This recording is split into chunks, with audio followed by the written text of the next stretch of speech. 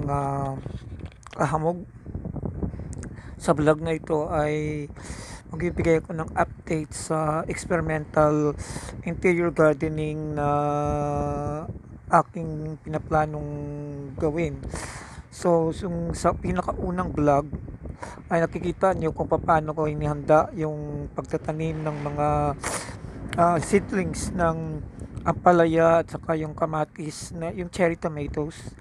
Ngayon, ang gagawin ko ngayon ay i-update ko kayo na sa mga after 4 days ay sumibol na germinate na yung kamatis, and then on the 7th or 8th days nag germinate na rin yung ampalaya, and then unti-unti kong ini-improve ito at sa susunod na mga vlogs na darating ay uh, maglalagay din ako ng talong, okra at yung iba pa, and then some flowering plants also.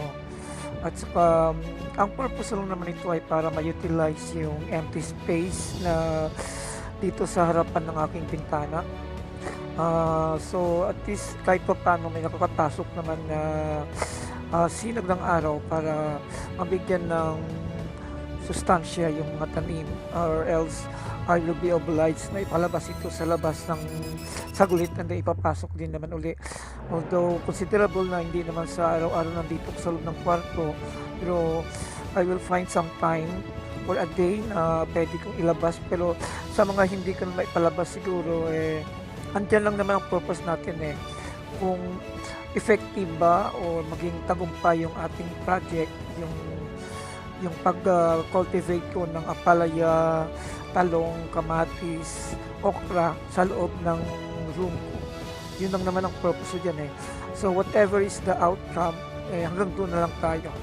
So yun ang aking purpose, para mabigyan ng buhay at ng self-fulfillment din naman na matatawag ko back na yung matagumpayan ko. So keep on subscribing and like my future posted vlogs.